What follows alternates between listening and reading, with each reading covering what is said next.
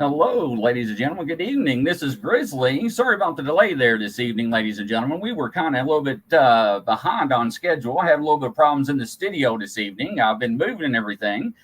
We have special guest tonight with Angela Ford. She is in the house. Everybody, let's give her a well welcome. Angela, how you doing there? We also have Jim. Welcome back, Jim. He's also in the house tonight. Sorry about that, ladies and gentlemen. Sorry about that, Angela and Jim. Having some issues there going live for some reason this evening. I have no idea why that is, but evidently we have some bugs in the system. Unfortunately, that happens when we do move, getting the studio reset up and everything. Good evening, everybody. Welcome to Grizzly from coast to coast and around the world. How is everybody doing tonight? Well, I'm good. I'm good. How are you tonight? I can barely hear you all. Can you all hear me? Yes, hear you fine. Hold on. Can everybody hear us out there in La La Land? If not, let me Can you know. hear me? Can you hear me? All right, here. Can you all hear them okay? Rick and Keita, can you hear everybody out there? I wonder if it's my end. Oh, Rick says it's fine, so we'll roll with it. It must be on my end, ladies and gentlemen. So, yeah, go ahead.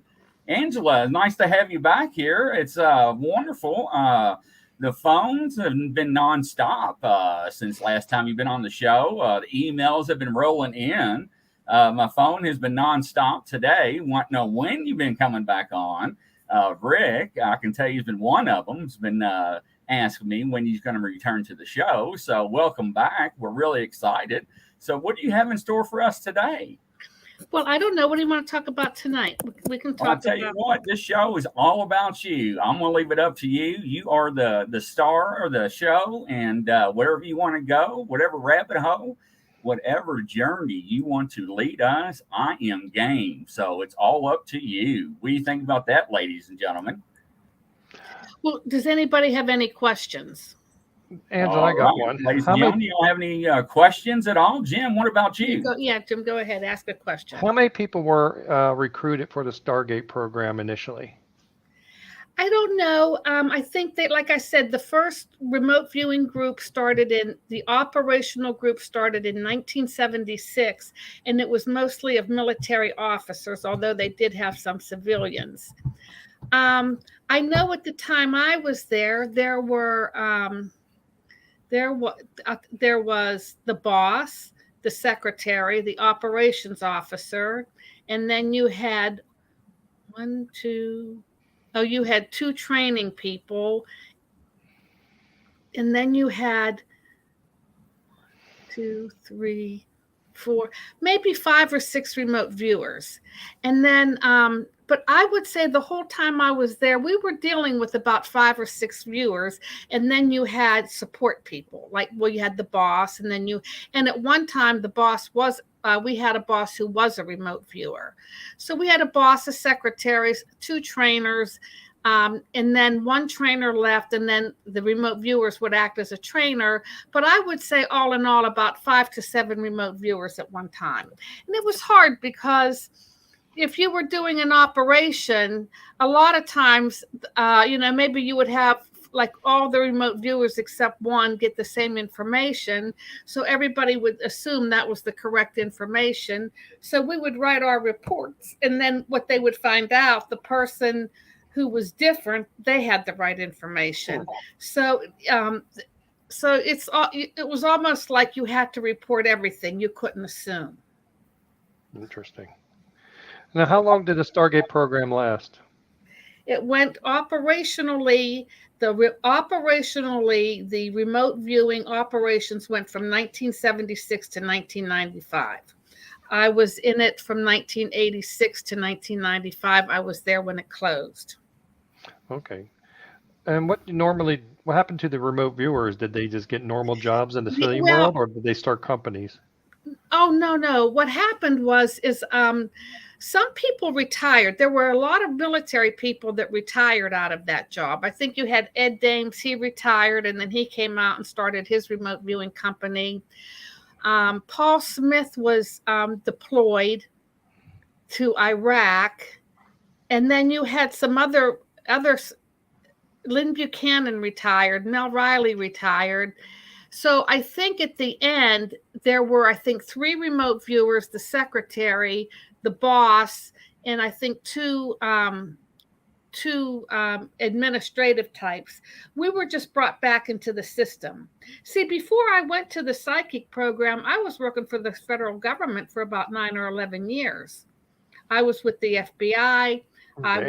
I was working with Army intelligence. I was in the system. So when they closed it down, then what they did is they brought us back into the headquarters and they gave us other jobs to do. So no other government organization took a remote viewer and say, "Oh, FBI, okay, I'm going to grab this guy," No, because what happened was the reason we were always this project was always like a hot potato. People think if you do well, it really brings out emotions in people. Either they're for you or they don't like you. If something like this goes against a person's way of thinking, or if it goes against their belief system, if you go up to a congressman and ask for money, because we have a bunch of remote viewers, if this does not agree with the person's belief system, they're not going to accept you. And everybody always thought, well, if we performed, if we did well, if we could show that it works, we would be saved. And that didn't work that way. If we did well, it upset the people more, because we were doing something that that their belief system couldn't accept. So I think we stayed alive for so long because we had people like Dale Graff, Dr. Jack Verona, we had Congress people, we had senators, we had people that kept us in place because they believed in what we were doing. They felt the research and development was worth it. They thought the brain studies were worth it. So they kept us in place, and they were fighters, and they didn't care what people thought of them. Well, little by little, these people retired, and we're losing our strength. The group is losing the strength. So I think when Dr. Verona retired, there was a man who took his place, and this man just did not want, he did not like the fact that he inherited this group. And I think he just wanted us to do training sites. He wasn't real keen about letting us do operations. And I think Congress was getting wind of that. The congressional staffers would come down and visit us, so they knew what was going on. So they didn't know what to do. So they thought, let's just get the program out of the Defense Intelligence Agency and let's get it over to CIA. So they asked CIA, would they take this program? Well, I think CIA said, well, we'll do a study. We'll do a 6-month study and we'll see if it's viable. And if we feel that it works, we'll take on the program. Well, the CIA left us hanging for 6 months. Well, what they did is they hired an outside group to do the study, and they never gave them the clearances so that they could go in and look at the operations that we did. So this group came out and said, oh, no, it's not worth it. This is hogwash. So at that point, CIA had control over us, and they just closed us down. Mm-hmm. Now, what I found out later was, so the CIA, I think at that time had a lot of, what we found out later was the CIA had a lot of secret programs. They had many, many small programs. And apparently they got a letter from Congress and it said something like, get rid of some, we don't have the budget to keep funding you for some of this small stuff, so get rid of it. So that could have been the case. However, I don't think at the time George Tenet was the head of the CIA, and I don't think the CIA was going to take us on, because in the intelligence community, whenever something goes wrong, the CIA is always blamed, whether it's DIA, Army intelligence, Air Force intelligence. Of course, isn't that the way it works? The mistake is, it's CIA. Well, I think CIA gets tired of, they didn't want to take it on. And I also think because of that MK Ultra program where they were, the new generation or the new directors was trying to get away from that. Like we were using people for mind control. So I don't think the CIA wanted us at all, but they couldn't tell Congress no. So they said, well, we'll do a study and then we'll come back and let you know whether we think it's viable. Well, once they said no, and then I got a new job. I went to headquarters to work as an analyst. I'm always an analyst. They give you an account. So I'm working as an analyst, and I got a call from this one man over at the Pentagon. And this guy was the head of, they were called special access programs. This man would look at the validity of special access programs and decide whether or not the Department of Defense should keep it or not. Well, he called me up and he said, I don't understand why they let your program go. He said, he said, I want to see, he wanted information. He wanted documents to the program. So we were up at Fort Meade, but because we thought the CIA was taking us for those 6 months, we packed up the boxes and gave all of our information to CIA. So CIA had no intentions of taking us, but they had to make it look like they were taking us. So they took all of the Stargate archives over to the CIA in Langley. So this guy from DOD said, well, he said, let's go look at the documents, because I knew by looking at stuff what was important and what wasn't. And he didn't want to go through, so many years of trying to figure things out. So we went over. Well, when we went over to Langley, they put us in this room and the boxes were never opened from the time that they left Fort Meade to the CIA, meaning that whoever did that study never opened those boxes to read the reports to find out if we were viable or not. So we were screwed. Oh, that's very interesting. He said, look, and I said, oh my gosh, I said, the boxes were not open. We actually had to untape them. The boxes were never opened. And then we went in and all the information, and I knew where to go. I said, here's the CIA, I think, said that we weren't any good. And then the first report we had out, we had Joe McMoneagle, who was a remote viewer, and he did a operation for the CIA, and they wrote back and wrote a wonderful letter on how it helped. So we just got.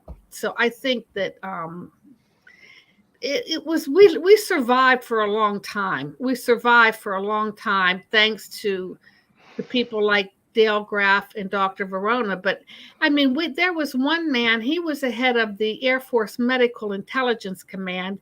He was, I think, either a 2-star or a 3-star general in the Air Force. And he was a doctor, and he had a degree in genetics.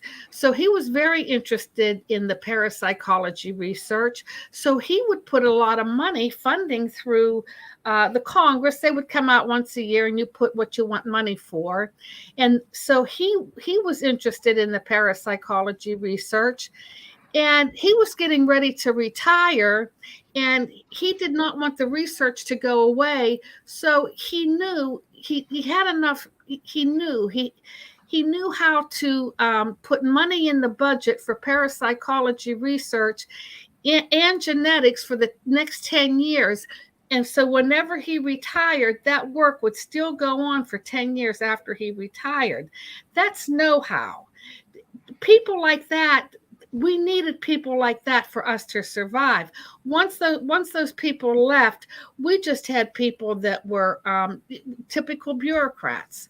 They want things. We just had typical bureaucrats.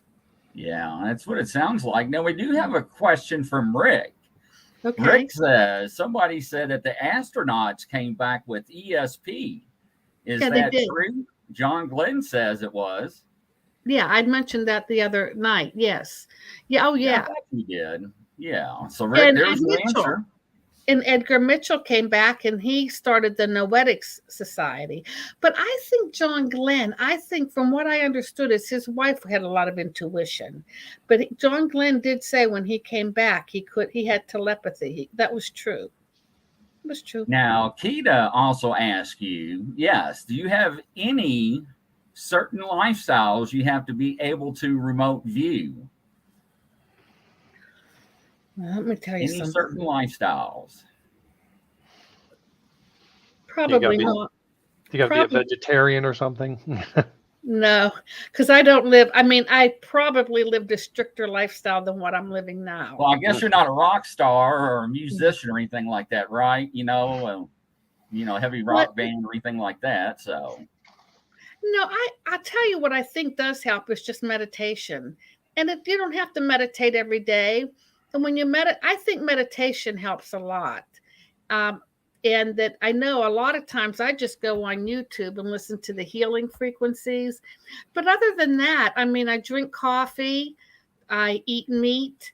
I was probably a lot stricter when I was 30 years ago. I was probably stricter than the type of lifestyle I'm living now.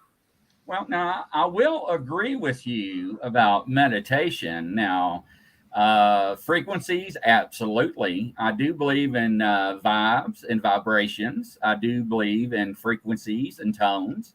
I believe that has a lot to do with that. I think Jim can speak into some of that as well. Because I think, from my understanding, aren't you learning some of those techniques as we speak? I went to the Monroe Institute, and that's where the hemisync was pretty much perfected and invented.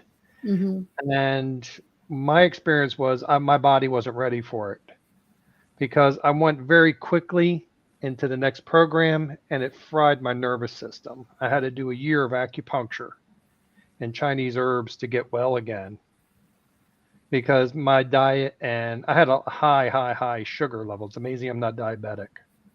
I always consumed high sugar in my life, and that just didn't make myself strong. I would think if I fasted and ate correctly for a month beforehand, I would have had a better experience there.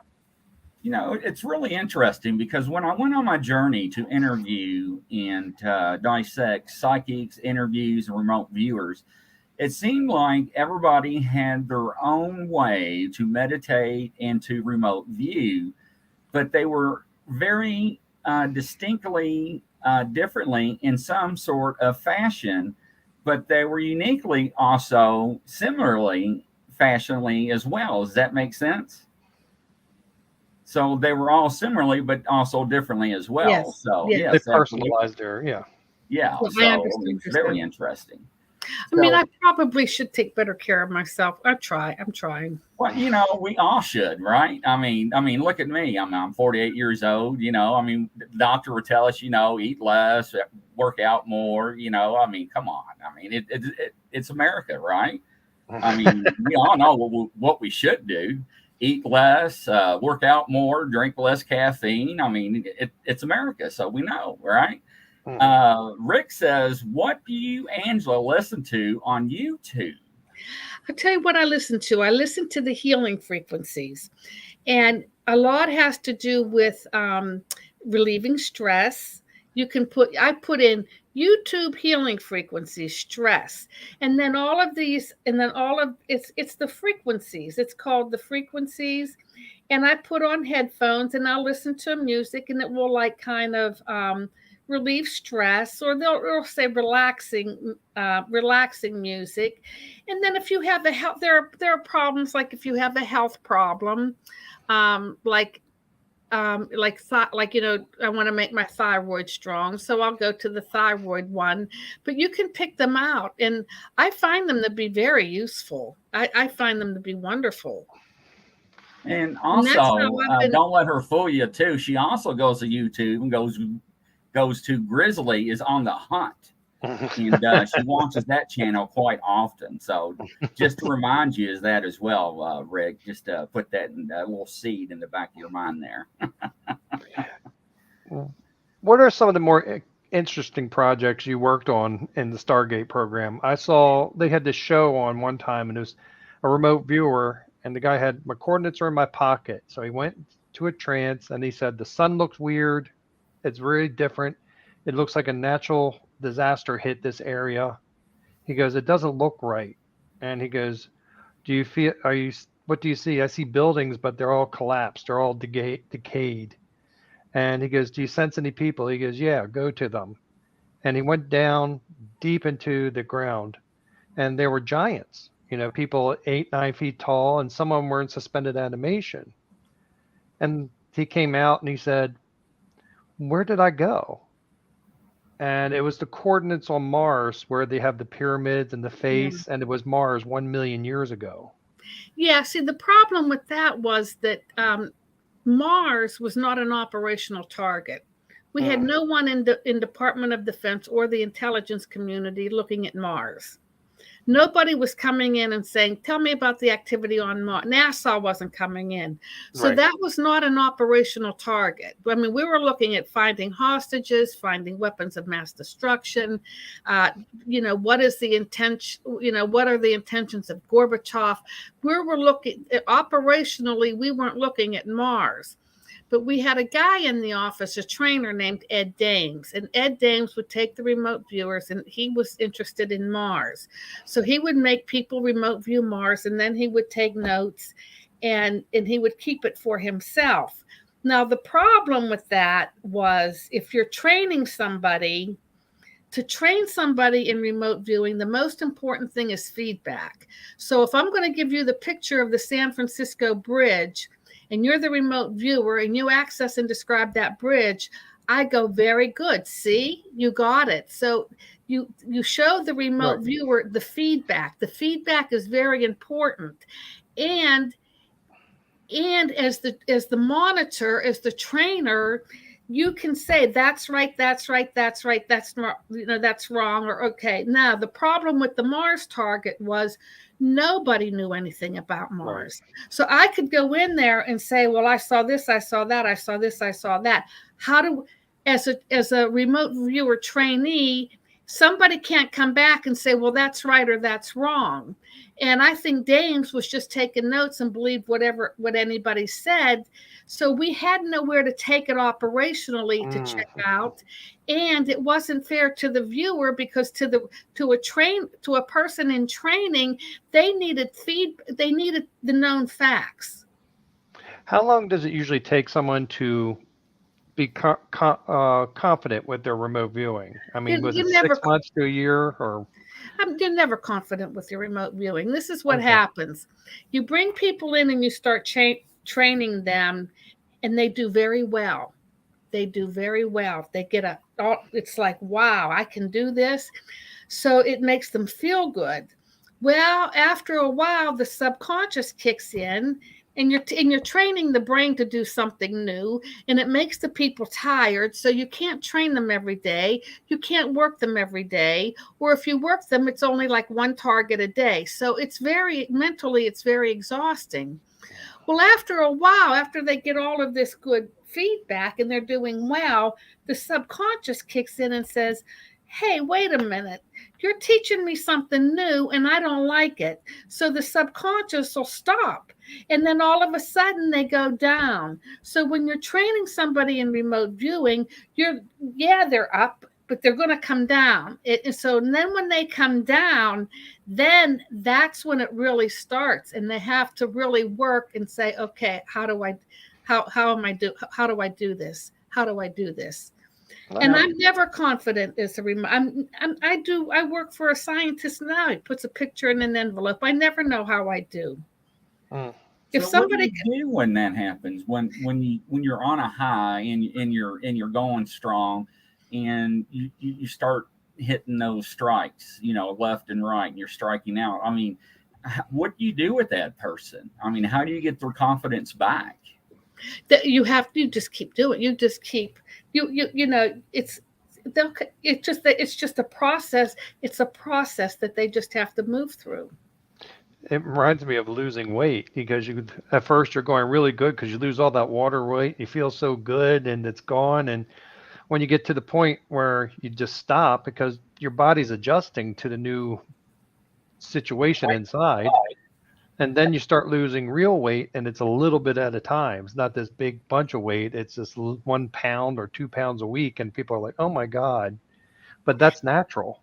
You And know, I guess remote viewing, it's a human feat. A piano player, concert pianist, they have bad days. A singer, they have bad days. It's like remote viewing. You're going to have a bad day. Well, see, ladies and gentlemen, that's really important to actually to stress that what Angela Ford is stating, because a lot of people are under the impression that remote viewers, psychics, or medium, they're always 100% correctly right all the time. And what she's trying to explain to you that, no, not always, they do have their off days. Well, the thing is whenever you channel it or whenever you receive information and you're working as a remote viewer or psychic or call it whatever you want, you're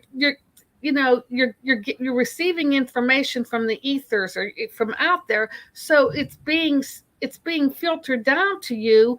Well, there's static. It's not, there's stuff in the environment. There's, static in the environment. There's pollution. So if you can get a psychic or a remote viewer to give you 85 to 90% of correct information, that is very good. Wow. And I think Joe McMoneagle said something not too long ago. He said, when you look at the statistics, because we were there for years and years and years, and when you look at the statistics, we had a lot of failures. I mean, I was good at finding people. I may have found I could find somebody, but I could have like 25 misses before I found another one. And I think what Joe McMoneagle said, he said, in baseball, when they're looking at a batter or they're looking at a pitcher, they give them a percentage mark. Right. And once they hit that percentage mark, then they're considered great and their salaries go way up. And that percentage mark isn't high. I think it's like 5% or something. Okay. It's not high. But if you have a baseball player that hits a certain percentage, then they're considered the greatest baseball player that ever lived, and their salary goes up. We as remote viewers are probably hitting that percentage, and we're looked at as being not good. Oh, well, that actually makes sense. I mean, that actually clarifies a lot, because, see, a lot of people really don't understand that, because what they assume and what they see on TV, is not actually reality. And actually hearing it from somebody that actually breathed, lived it, and worked through it for all these years, I mean, it's really astonishing. It really is. I mean, what other programs or other things have you done that you love to talk about? Well, I think in all the collection, the intelligence community, they just love to collect information, and they'll collect on everything. But the other collection methodologies weren't that good. I mean, they have their problems. I think the remote viewers were brought into Lebanon because it's a very mountainous country, so they couldn't get the signals, the AWACS or the signals in there to collect the information. And they lost the people on the ground, the spies, because they were taking out because it was so dangerous. So that's why they came to us. We were like the last minute because they didn't. So I think you have problems with all of the all of the collection. That's not 100% perfect. And then you have the analyst at the desk that has to take all of this information from all of these collection assets and piece it together. And then they analyze it and give it to the decision makers. But there's flaws. I mean, you've got, if you've got the biases of the analyst, you have there's a lot. I mean, it's not perfect.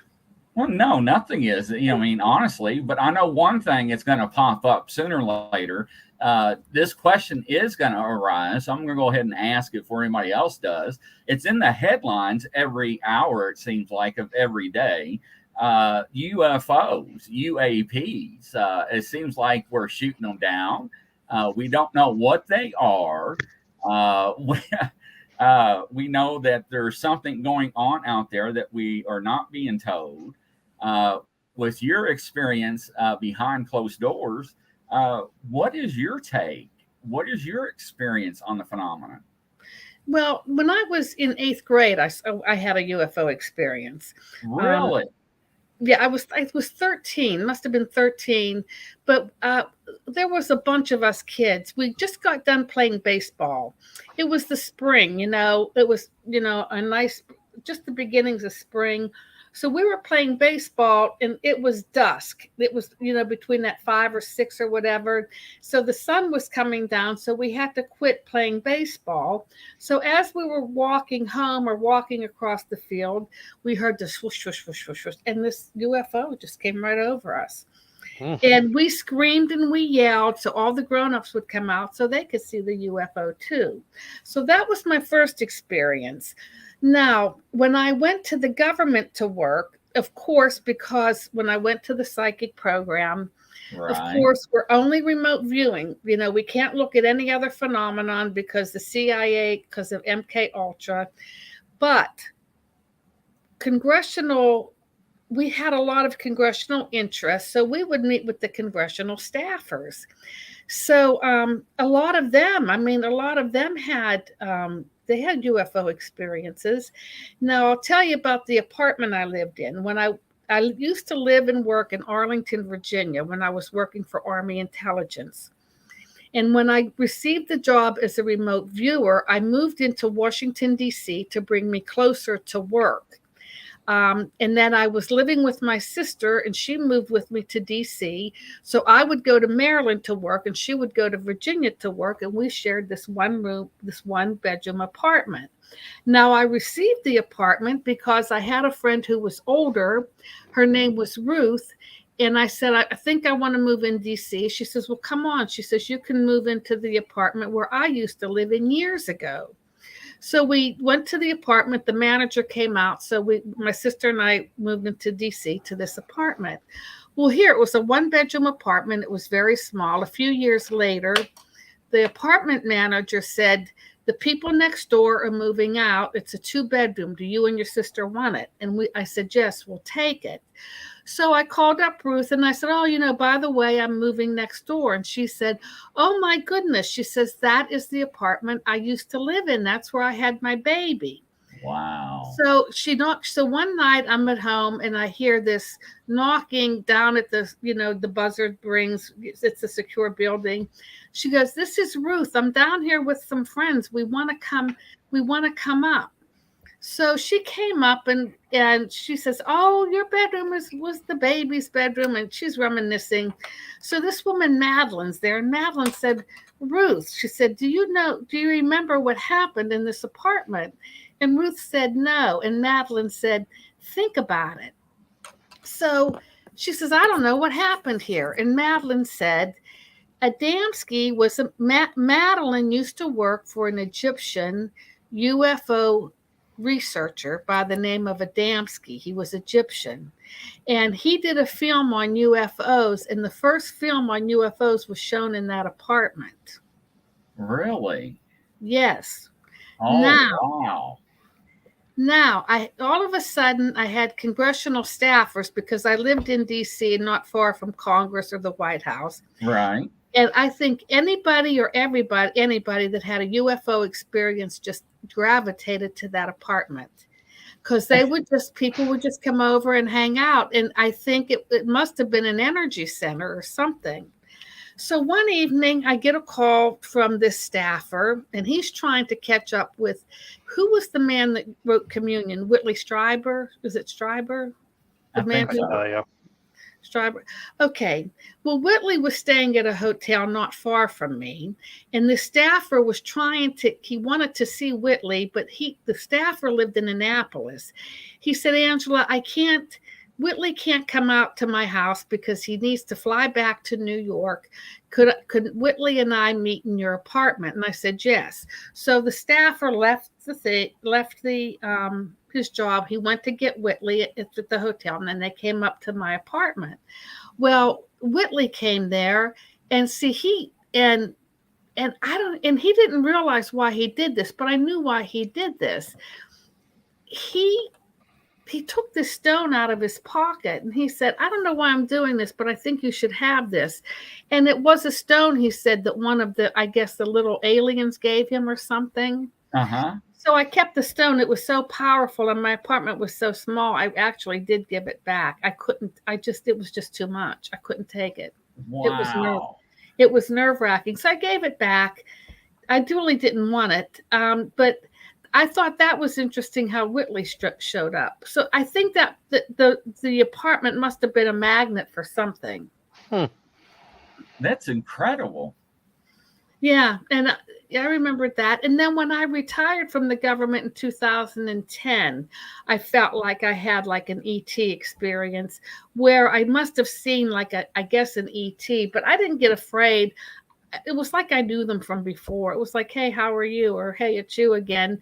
And then not long after that in 2010, I felt like I saw like another spaceship close to where I lived. So they're out there now. The government definitely, I know a man who was up for Secretary of Navy twice. And he was a big shot over at the Pentagon, and he was friends one time with the Secretary of Defense person. And the Secretary of Defense told this guy, he said, told my friend, he said, I want you to go out and I want you to find out what's out there in the paranormal. And my friend, his name was John Peterson. He runs the Arlington Institute. It's a futuristic think tank that used to be located in Arlington, Virginia, but he moved it to Berkeley, West Virginia. And John was up for Secretary of Navy twice, but he said when he worked for the Department of the Secretary of Defense, that they were telling him, go out and find out what's out there in UFOs. And he said he did. And he said, and children talked about seeing UFOs, like coming down. And then I think Secretary Bill Cohen, whenever he was Secretary of Defense, he had a man, his chief of staff was Chris Mellon, and Chris Mellon was related to the Mellon family, the Mellons from Pittsburgh. Mm-hmm. Now, Chris Mellon, you will find on the History Channel talking about UFOs. Right. So I think there is, you have people at the Pentagon definitely looking at UFOs. The classification is very high, which I do agree that some information is classified too high, but I don't think that should be kept from the public. We have to keep it from the public because it'll scare them. And then a lot of times these people, now when they study the UFOs, it's at the bottom of the basement. It's in the bottom floors. And then you have the Secretary of Defense. They're on the higher floors. And a lot of times people will say, well, I'm not going to bring it to the Secretary of Defense. I'm not going to talk to them about it. He doesn't hold the clearances. So I think people who have the information are withholding on to the information, and they don't want to give it up. And they don't even want to give it up to those higher in the higher command. So how are they going to give it out to the public? Well, that actually makes sense if you stop and think about it, because, what is it, plausibility, deniability? So, if Jim doesn't know, Jim can't tell the truth then, right? If he doesn't know, then he cannot answer the question. So that makes sense. It really does. But I think Biden said that they're looking at it. So I'm glad he said that. Let's look at it. Didn't Biden say when he first came into office he was going to look at the UFO? They were studying to see if there were UFOs. That I'm I'm actually not aware of. But I know Hillary Clinton's campaign manager said something that they're going to release a lot of information on UFOs. But when Biden came in, when he first came into office, mm-hmm. He said, we're looking into these unidentified flying objects, and they're not unmanned aerial, they're not unmanned aerial UAVs. No, flying objects, right. And see, ladies and gentlemen, that's what everybody's freaking out, because we're shooting things down across the United States or the border of Canada and America. and we don't know what they are at this time. So we're not saying they're alien aircrafts by any means, form, or fashion. We're calling them UFOs because we don't know what they are at this time. We're not but saying aliens. Don't shoot them down. Get them down and look inside. It's information. Now I believe they could be Chinese, because the Chinese, their reconnaissance, the way they take pictures, imagery, Right. The technology is from the 1980s. So they don't have the right technology. So if they want to spy on us, they have to get closer to the ground to look. If they have to get closer to the ground to find out what's going on. So if it is them, and that's what they're doing, that's not nice. But I wouldn't use a balloon to spy on another country and come down that low. I mean, that doesn't, I wouldn't do that. I would just try to get the good technology and keep it up high. Well, I think there's more to the story than what we're being told, first off. And I don't know what's going on. I don't know what the latest news break is of what's going on in the world. I know a lot of people in Congress wants answers right now. They're furious over it, and I don't blame them. But it's going to take time to get those answers. You've got to bring it down. You've got to see what's in there. You've got to, what is it? You're not going to have answers that quick. Just not. Well, people are so used to having answers instantaneously with the stream of knowledge with the internet and the social media platforms. Everything's instantly. The news is instantly live. Everybody's got their cameras and Facebook live and recording everything live as it happens. And in reality, when it comes to the integrity of our national security, of course, they're going to filter it and screen it and dissect whatever they are taking out of their skies across our nation and see what it is before they tell us what it is and learn about it. So I think the first one they determined it was Chinese. They're not sure of the other two, but it's just going to take, I think you're just not going to have, they've got to get them down. They've got to exploit them. They've got to get in there, see what it was, see what it's just a lot to it. It'll come. It'll come. Oh yeah, absolutely. Now, with all your years of experience with what you've done with remote viewing, if you can look back, what would you enhance? What would you do further to change the program differently in your eyesight? I think I like the training. I like the training targets. I think it was the way that they brought people in, that it was a special access program. You could not really advertise it on the street.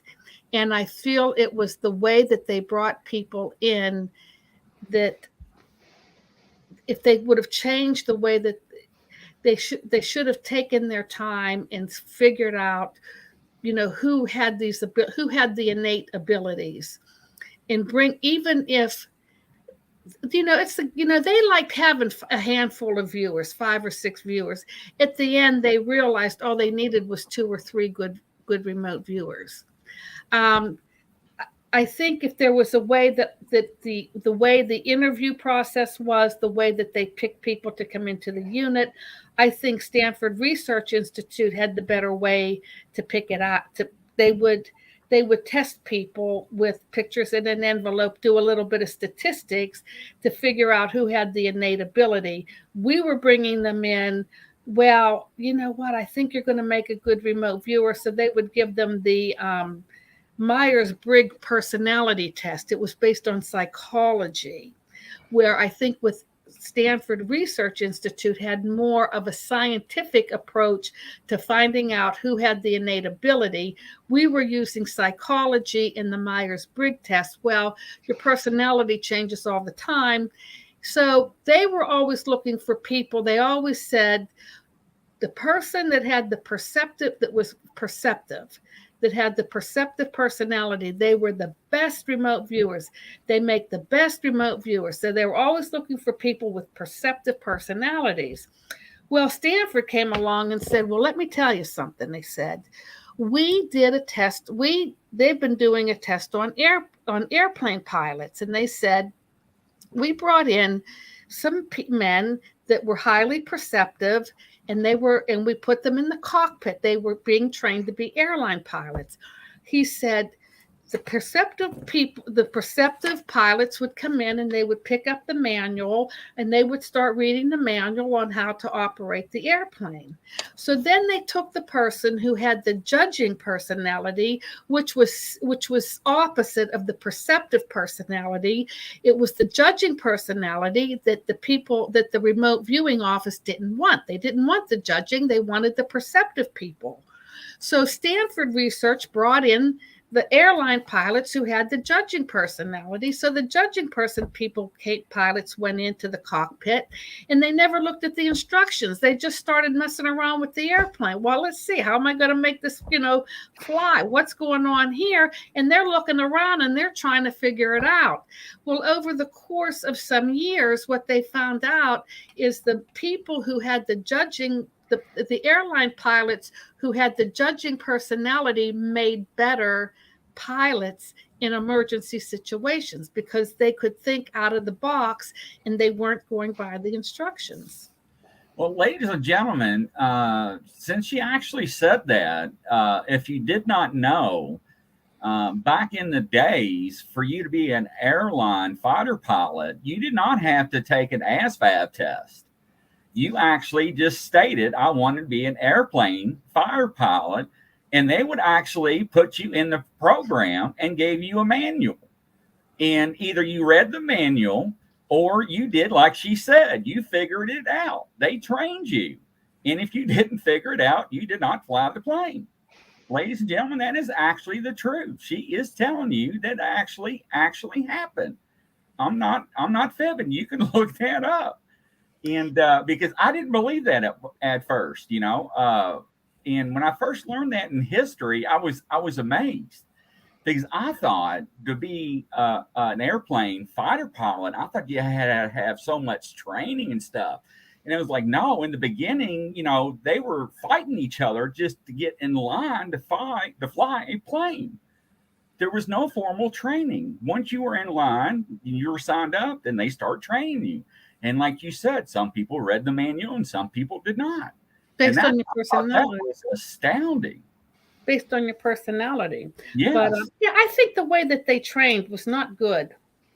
I mean, you can't bring in somebody, I think more than anything, and because you were bringing in friends and then they stayed friends, and you needed somebody to know, when you work in this psychic world or you do something or you perform remote viewing, and your perception of reality changes. Sometimes people go into more esoteric lives, or they start thinking more like reincarnation. There's a whole, but it opens you up more. You become a better psychic. Tools. I mean, I know when I give readings, if I'm not really on, or if I have a day where I'm really not intuitive, I rely on my tools. So I did think, like I learned tarot cards. I learned, Jeanette taught me dowsing, those kind of things. There's a whole, all of this, these people, they wouldn't learn. I mean, they thought that the ones that were doing what I was doing, I mean, they thought we were crazy. We were witches.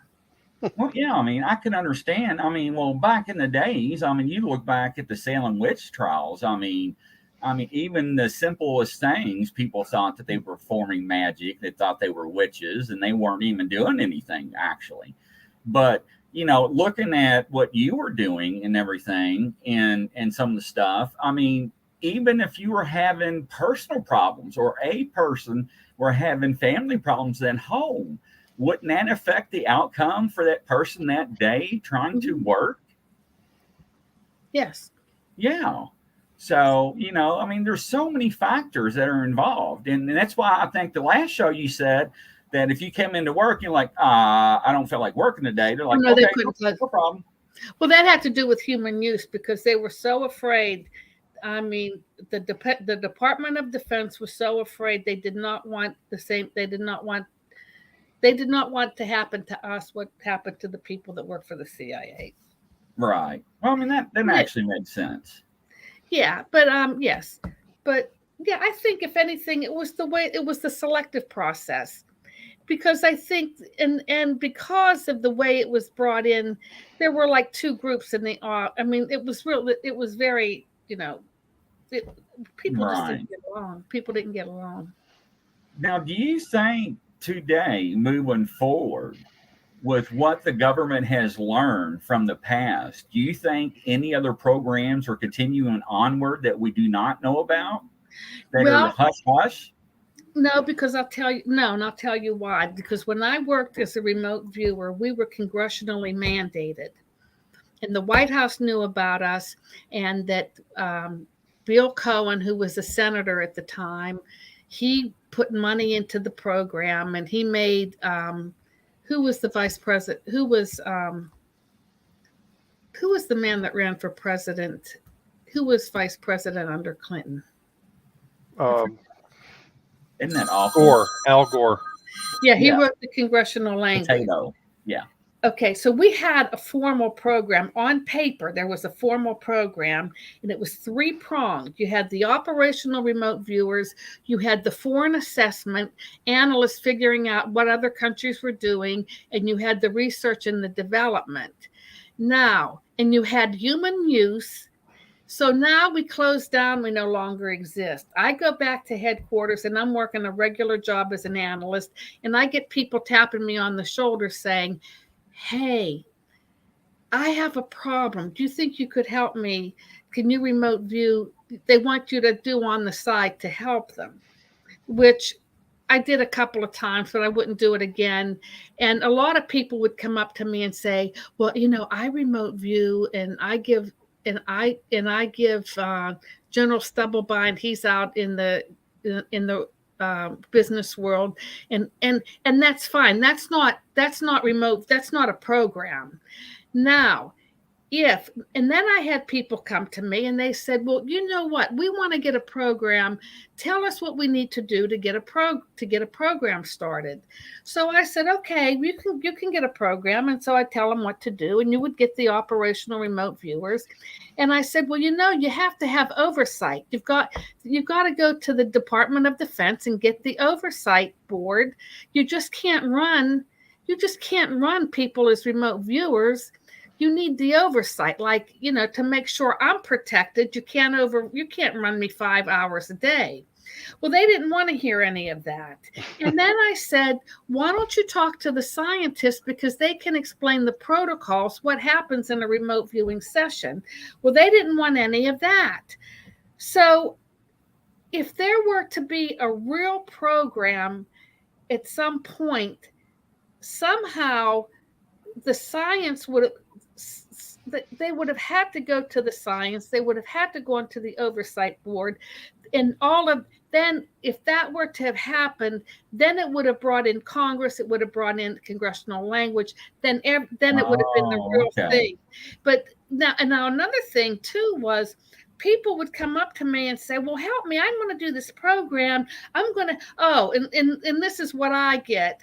I'm going to help, I'm going to help you out. I'm going to really help you out. We're going to get a program going. You can come work for me. This man-male talk.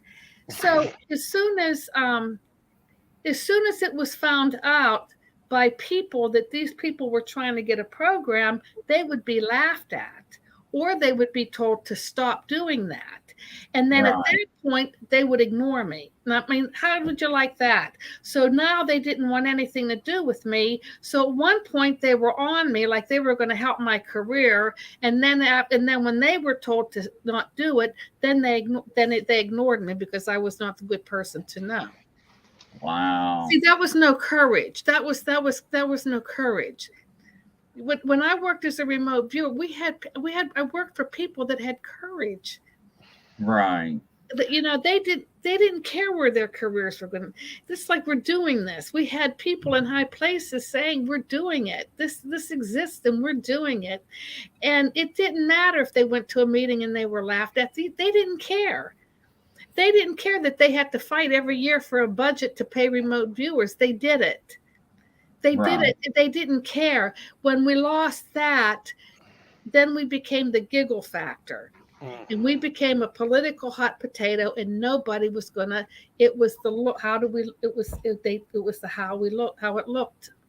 Yeah, I mean, nobody actually wanted to take responsibility of a program with that kind of tightness to it. That nobody actually knew what to do with it. I guess in that aspect. Yeah, I mean, they didn't care to learn either, because we would bring new bosses in, and I remember the scientists from California would fly out, and we would say, look, when you give somebody a task, don't tell them anything about the task. If you want me to answer a question, and then in other words, I don't need to know anything. Let me go down and see what I can access and describe, and maybe I can answer the question that way for you. But they thought that they could give you all this information, like, well, this man is supposed to show up on this day to have this meeting with this person. Is that going to happen? Well, then you're into yeses and nos. Well, if I have to answer a psychic question, yes or no, I'm into probability. Right. I'm into working as a psychic. You don't answer a question yes or no. That all that is probability. I mean, that makes sense. Yeah, and you've got to open up that right side of the brain to access the information that you need. And the people that didn't understand, they would give you so much information that you would start analyzing the problem with your left brain. So you're not even working as a psychic. But they didn't care. They didn't have respect enough. They just didn't they didn't have enough respect for the field to want to know how to follow the protocols. Now, the scientists will tell you, we don't know what the brain is doing when it performs a psychic feat. We don't know how the brain is operating. However, but we have studied this phenomena, and we do know that if you do certain things, if you do certain things like have a quiet environment, keep information away from the remote viewer, follow the correct protocols, they said you can get good results. So even though they can't tell you how we work, they can tell you how to make the environment and things conducive so that the remote viewer will have a very good success rate. Yeah, you're absolutely correct, because it has been proven scientifically in a medical conducted study, and I don't have what study it is, ladies and gentlemen. I do apologize, and unfortunately you have to Google it. And it was a study conducted by a university, and what they did was they took a group of adults and they put them in an MRI imaging, and they showed them pictures of religious objects, flashes of a second of religious symbols, and they took pictures of the brain, and it showed them how the brain changed compared to regular images, that the brain was more relaxed, it was more energized, more sensitive to these pictures of crosses, angel wings, things from heaven, heavenly figures, compared to cars, automobiles, ponds, trees, and fish, and all that other stuff. And that I was amazed with the results. Because we still, to this day, do not understand how the brain actually works. We don't know how the brain works. We don't. And there's a lot to it. And so, all they say is put a psychic in a small dark room with a little red light, keep things quiet, watch how you cue them, and let it, and you come up with a good result. And you're right. And during my study, and interviewing everybody with abilities and gifts that have been blessed and been given to people like you, right? And during my time with people like you, I've been privileged to learn that the true people with these abilities, they don't ask questions. You sit in front of them and they will tell you whatever comes to them, to you. They won't ask you any questions at all. I'll be doing an interview with a person with abilities, and out of nowhere, they will stop me and be like, Grizzly, stop for a second. I have to tell you this. And I'm like, tell me what? They're like, you're down at the lake and you're playing taps. And I'm like, I don't tap dance. And they're like, no, you're playing taps. I'm like, I don't tap dance. They're like, no, you're playing taps on your trumpet at 6 o'clock outside on the deck at the lake every night at 6 o'clock while you're down there at the lake, and your grandfather loves it because he misses it. I'm like, you got to be joking. I haven't done that since I was a teenager. And nobody else knows that, right? And they're like, he's just there acknowledging you to let you know that he's there with you right now. Now, nobody in my life, personally, around me, knows that actually happens or had happened. So that's a validation to me that that person made a connection with me and my grandfather. So, and that's why I try to tell people, because I've heard all these other people say, oh my gosh, you got a curse, and for $500, I can remove that from you. Pay me. Yeah. Like, yeah, I mean, that's just the other side of the, that's how people, that's just the other side of the coin. But I know people say remote view. See, a lot of people say remote viewing because it sounds better than a psychic or like the Romanian gypsies. But when a person does perform psychically, the brain's it's just operating the same. The brain's doing the same thing. The brain is doing the same thing to answer that unanswered question as anybody, but it's just what you make out of it, I guess. Well, it is, now it took me a while to wrap my head around remote viewing, and it was hard for me at first. Okay. It really was, because it took me a while, years and years ago, to understand the abilities for psychics and mediums. But once I got involved, I learned the difference between the reals and the do nots and whatnots and so forth. And then when I started learning about remote viewing and the do's and do nots and the reals and the real nots and so forth, and you start going and talking to people and interviewing people and seeing their talents and seeing their batting averages, like we talked about, and you're like, wow, I mean, this stuff is like really for real. I mean, they're actually doing this for real. And for an example, Angela Ford, I have this one lady that owns a Bigfoot organization, okay? She actually helps people on a map. They'll call her up and like, hey, I'm going to go squatching this weekend. Here's where I'm going to go. Tell me where's a good location to go try to find some. And I joke you not, she'll get out a map and she'll say, nope, don't go there. You need to go over here and try this area. And she'll go with a group of women, jump in a car, and they'll go to a spot, drive right out in the middle of the woods, jump out of the car, run in the woods right where they want to go, and chase them. Is that not crazy? Yeah, that's nuts. Yeah. And she is so precise with her coordinates that she's good. Yeah. And the people will tell her, yes, we have activity. Yes, we heard them. We were right next to them. And it's just like, how in the world does this happen? I think that's great. Yeah, it is. I mean, there's no other way to explain it. I mean, there's, and ladies and gentlemen, I said this over and over again, believe what you want to believe. That's fine. Okay. You believe in your higher power. You believe in Bigfoot. You believe in Dogman. That's fine. Do or do not. You believe in psychics. Do or do not. That's fine as well. But ladies and gentlemen, every time you draw that line, you say, this is where I'm stopping. Guess what? You're going to erase that line and you're going to move it because you're going to learn something else. And you're going to figure out, oh my gosh, then you're going to learn something else. You're going to think, this is really true. Now, when it comes to UFOs, now I do believe in the ancient civilizations. I believe that UFOs did visit Earth way back when. Okay, I do believe in the higher power to be.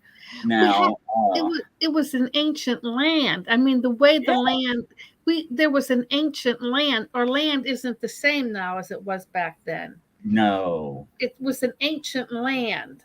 We had ancient land. We had Earth wasn't that the gravity wasn't that didn't pull that much on Earth, so it was a little bit. It could pull things in. Yeah, it's totally different. Yeah, I mean, it's totally different. Yeah, Jim, what else you got for? Well, I'm just wondering, what are practical uses of remote viewing? Because I heard a lot of these guys who were in the Stargate program started think tanks, and what is that called? A business they give like they try to find a trend where the investments should be going. Oh yeah, that's associate remote viewing. That's yeah, they try to do the stock market, because in when you perform being a psychic, it's the lower part of the right brain. It's the creative part of the brain that is activated. In people that are usually writers, it's the same part of the brain. Now, because people always ask, well, if you're psychic, why can't you give me the lottery numbers? Well, because when you're dealing with numbers and the numbers come from a different part of the brain. They come from the front side of the brain on the left-hand side. So that is totally different from the psychic. So that's why psychics have a hard time getting numbers and giving lottery numbers out. So what the scientists have devised is instead of giving a number, assign a number to an object, like maybe use fruit. Number 1 is orange. Number 2 is apple. Number 3 is pear. So when the remote viewer goes down and remotes view, they're picking up the picture. So they come out and they say, this is, I got a picture of a pear. So, oh, well, okay, that means number 4. And so until you get your lottery numbers. So they do it through associate. It's called associate remote viewing. Now, what they do for the stock market is they'll have 2 pictures. One will be picture A, one will be picture B. A could mean up, B could mean down. Or it could be reversed, but we'll say A means up, B means down. So if somebody says, I want to do the stock, I want to bet on the stock on Coca-Cola. Is it going to go up today or down today?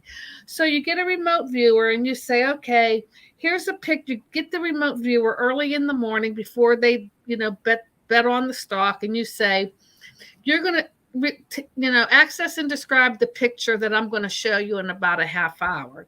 So the remote viewer goes down and they remote view a picture, and one picture could be of water, one could be of a structure.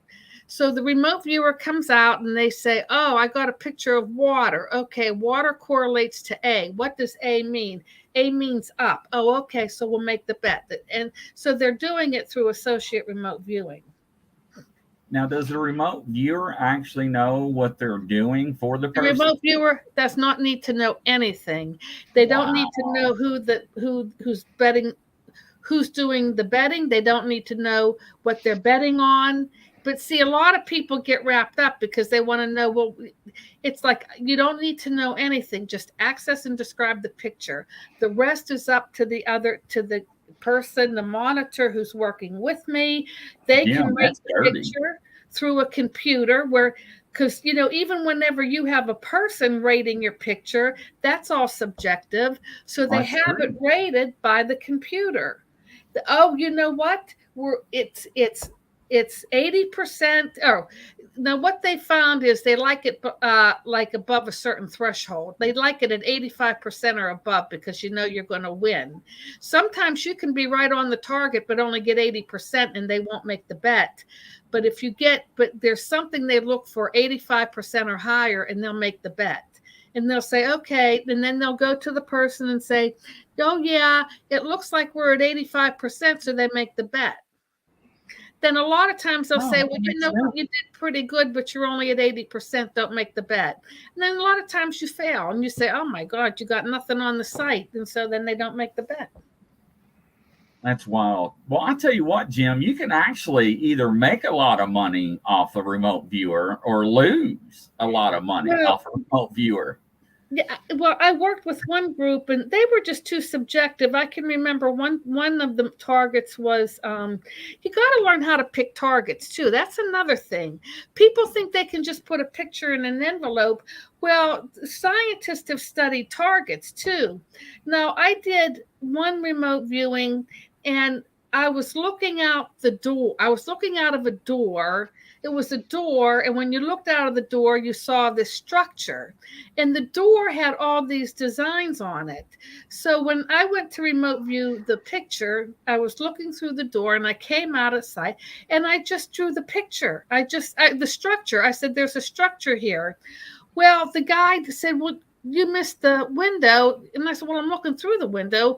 And he thought I should have had the decorations on the window, which I didn't have, and he didn't place the bet, and if he would have placed the bet, we would have made some money. So that's why he was subjective. If you have a computer program and you say, this is my report, man-made structure, green vegetation, water, oh, well, you know what, you're at 85%, looks good, let's go make the bet. Well, that actually makes sense. It takes out the human error then. You want to take out the human error because people are always subjective. That drives you crazy. And that a bunch of remote viewers got together and formed a company, and as a consulting, that's what they would do is associate remote viewing. Yeah, that's what they were doing. Okay, just curious because I know I heard Ed Dames did that. He had a consulting company. Yeah, but they've done a lot more. They've done a lot more refinement to associate remote viewing than they have in the past. Mm-hmm. It's very refined right now, where they're letting the computers do the judging, and even if you get the target, suppose I say there's a water and a tree at the target, but I'm only coming up with 80%, they won't make the bet because. Okay. You can be on, but if it doesn't meet a certain percentage, they won't make it. And we're finding that there's been a great, I guess, as the years go on, you're just getting better and better at, I guess, remote viewing. I mean, I can remember one man, he pulled a target pull. They call it a target pull when you put the different pictures in the envelope. And I was doing associate remote viewing. Well, one picture was of a path in the woods, and it kind of arced. Like as you were walking down the path, it kind of arced. It went around in a circle.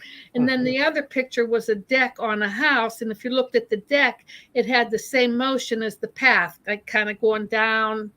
It had the same arc. Like, in other words, it wasn't a straight deck. It had the same line movement as the path. So it was hard as a remote viewer.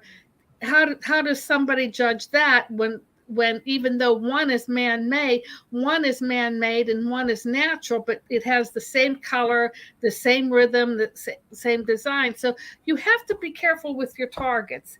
And everybody thinks they can pull a target. I can remember one guy, I was working at Defense Intelligence Agency, and he ran up to me and he sealed this envelope. He sealed it all up, and he said, I want you to tell me about this person in this envelope. So I said, okay. I couldn't get anything. I just couldn't get anything. And I gave it back to him. And I said, I don't know. I said, I'm not getting anything. And so he opened up the picture, and here there were 10 people in the picture standing in a circle. And I said, well, what person did you want me to? He said, well, I wanted you to tell me about my grandfather. And I said, well, then your grandfather should have been the only one in the picture. I don't need 9 other people around your grandfather because that was very confusing. Wow. I thought you was going to say it was going to be a blank photograph or something. I think we went one time. We went up to Congress for a demonstration, and I think at that time, Dr. Verona, I think he I don't know what happened, but he was out of the picture for a while. So we were under Colonel Johnson. So we went up and they wanted me to do personalities because I was good at accessing and describing personalities. So Dr. Verona told Colonel Johnson, he said, make sure that you put the picture in the envelope. In other words, have the target ready for me. And Colonel Johnson said, "Oh no, she does personalities. We're going to let one of the senators decide who she's going to access and describe." So we went in. I went in the back room, and one senator said he wanted me to do Gaddafi. Well, then a second senator stood up and said, "Oh no, don't do Gaddafi. Do Gorbachev." So I came out of the room and I started to describe. They said, "Tell us about the personality." So I started to tell them about Gaddafi, and they said, "Oh no, that's wrong." They wanted to hear about Gorbachev. So there was a staffer in the room, and he said, "No, she's right. You asked for Gaddafi first," and that's what I picked up. Mm-hmm. Wow. And that's why the tasking, the protocol is so important. It's so important. And I can remember Dr. Verona just shaking his head. He said, you didn't need to go into, you don't let a senator decide. And they let the second senator decide what the personality was going to be because he outranked the first one. So who cares about that? Stick with the protocols. Wow. Well, see, it just goes to show that, you were right on the money, and go figure. I mean, yeah, it's just unbelievable. I mean, it really is. Sitting back now, looking at your achievements, that what you've done over the years. And, one thing I would love for you to tell is, for the ladies and gentlemen that don't know what happened back in 2015, that was so astonishing to hear, to see you light up. That was, so congratulatory to you. That was a chance of a lifetime. What happened back in 2015? When I went to Moscow. Yes. It was just amazing. The Cold War ended. The Cold War ended in 1991. And we knew the Russians, and our scientist came in from California, and he said, "You're sending me to Russia." He said, "This is the most open that country's going to be." And he went up and he made friends with the scientists. Well, some of our congressional staffers started to go to Moscow, and they started to make friends, and everybody was drinking vodka and making friends. And eventually they trusted my friend and the scientist enough, they introduced him to General Savin, who was the head of the remote viewers in Belarus. So over a course of 22 trips and so many, 1991 to 2015, books were written and we became friends. So we got invited. I received an email with the Russian invitation. We were invited by a Russian newspaper to go up, and and we met the Russians and they met us, and that they gave us a reception, and it was just unbelievable. It was just, my friend who went to Russia 22 times, he said the best trip he had was with me. It was like just magical. And we went to the University of Moscow, and we went in where the professor, who happened to be a physical doctor and a psychiatrist, and he was a general in the Soviet military, and he taught the psychokinesis, the movement of objects. And we went into the labs where they taught people. And I did we tried to, force in, and he worked with me. And when we were coming out of Moscow, it was at night, and I swear I could see fairies just jumping out of those trees. It was so magical, and it was around Christmas time.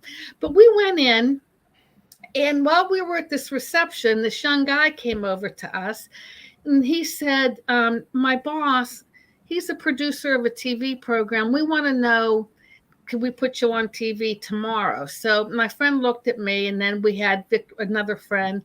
So he said, yeah, we said, we'll go on TV for you. So he came over to the hotel where we were staying the next day, and we went down to the Red Square. And so we did this whole interview on, the psychic program, and this kid was asking all of these questions. So we went to a restaurant, and the young man, the cameraman, in the producer wasn't there, but the cameraman, the head guy, he said, "This is a present from my boss." And he handed me a box. And he said, "But before you open it, you have to tell me what's in it." So there we are on live TV, and I have to do a remote viewing session, which is the pits, because there's nothing worse than performing remote viewing for an audience. So I looked at my friend Ed, and I didn't want to do it. And so Ed goes into this big spiel. He goes, "Well, sometimes it works and sometimes it doesn't work. And she could be under pressure to perform. So we don't know if this is going to work or not." So anyway, I sat down and I started drawing circles, and I draw circles, and I drew circles. And then I kept going to the top of the circle, and I kept saying something, like I'm pulling something out. Well, here, when they open, so, and I'm doing my thing, and I'm saying, and I'm saying red, and I'm in whatever, but I could see the guy who tasked me. I could see out of the corner of his eye as he was looking at his people, like the other cameraman in the back, and he did like a thumbs up. He had a big smile on his face, and he did a thumbs up. So I knew I had it. So I just stopped from there, because I knew after, and I thought, okay, I've got it. Well, here, it was one of those musk dolls. Oh, wow. I have it here. Can I show it to you? Oh, absolutely. Please. Yes. We'll be honored, ladies and gentlemen. Absolutely. Yeah. So that's what happened there. This is wild. And I think if I'm mistaken, Jim, didn't she actually meet some of the people of the KGB too while she was there? Did she say that last time she was on the show? I don't remember. I think she did. We had to validate with her. My memory is getting bad as I am getting older, it seems like. So, yeah, that's wild. Get to take a trip back in 2015 to Moscow. I mean, unbelievable. Mm-hmm. Look at this. Wow. See? Look at that. And I was drawing circles, and then I kept taking something out. I kept doing something out. So that was my present. Oh, that's so cool. That is. Now, I was asking Jim last time he was on the show, didn't you mention you got to meet some KGB people while you were there? Oh, yeah. I met the guy who was the head of the KGB. That's right. See, I was right, ladies and gentlemen. Yeah, he made they call it psychotronic. Psychometry. No, warfare. No, the psychometry is the movement of the objects. But the other guy was making weapon systems based on psychic. I don't know what he was doing, but he was kind of out there a little bit. I forget what his name was, but they came and we stayed with a healer. We would meet at his office every day. And then one day we were there, and there was a knock on the door. There were these newspaper people there. And apparently this guy that was the head of the KGB, it was his birthday. So he must have been turning 70 or 80 or 65 or 70. But they remembered him. And so these people knocked at the door, and they said, "We know it's your birthday." So they wanted to interview him for the newspaper, because he was a big guy. Today's your birthday. You did wonderful stuff for the Soviet Union. So they interviewed him, and while they were there, they found out who we were. So they called their bosses, and their bosses said, "Put them on TV." So we were on 2 TV shows. Isn't that awesome? So we went the next day, and we went to this restaurant. It was called Dr. Zhivago, and it had the great big picture of the movie Dr. Zhivago. But Moscow was a beautiful it was just, we were on the Red Square every day. It was just massive. It was amazing. The Oh, I can just only imagine. I can Yeah, only but it was imagine. beautiful. Yeah. Now, correct me if I'm wrong. And I think by memory, wasn't there two books that was written, East versus West and West versus East? Yeah, Isn't it's you that can get correct? them. Yeah, yeah. They were on Amazon. One was East versus what? Psychic warfare. East Yes, versus that's it. West. ESP war. East versus West. ESP war. West versus East. Yeah, And one ladies is and gentlemen, I would definitely check that out. I mean, you got a part of history, Angela Ford here on the show. I mean, reminiscing, talking about things that she has worked on and been a part of, telling her side of the story that we have never heard of. And Jim and I have the opportunity to sit here and ask questions. I mean, can you not imagine that? I mean, who in the right world of mind in the history of the United States has the opportunity to do that? Now, you tell me, Jim, who? No one these days, that's for sure. I mean, I interviewed a guy last month or so that's really high in the government, and he was like, yeah, our fighter pilots could not detect UFOs, so we had to put sensors on our fighter planes to pick them up on our radars. And I about fell out of my chair, and I was like, "What?" And now I can't get a hold of them anymore. Now all this stuff's going on in the news, and I'm like, "Okay, great." And now Angela Ford comes on the show with Jeanette, and then Jim comes on the show, and it's like, wow, I'm floating. I'm still so excited. My phone keeps vibrating, and I see my messages keep popping on, and I already know they're already asking. They're like, when she's coming back on, Grizzly, we want to know. We want her back, so we'll leave that up to her. The door's always open, ain't that right, Jim? That's correct.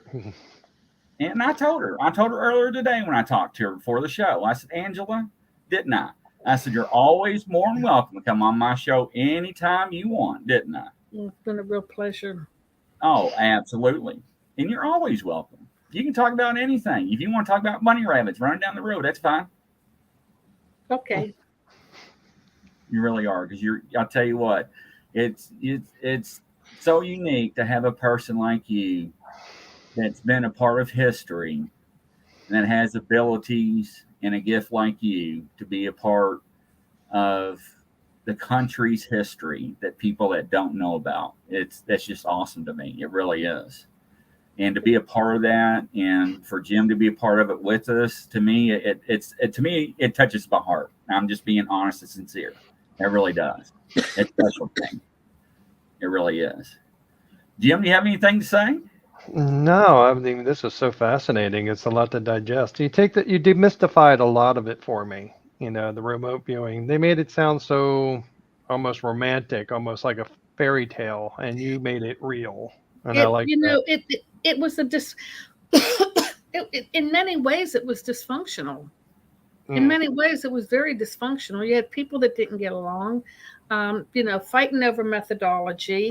You had the military. I mean, I'm a female civilian that worked for the military. They say they're not against civilians, but they draw the line.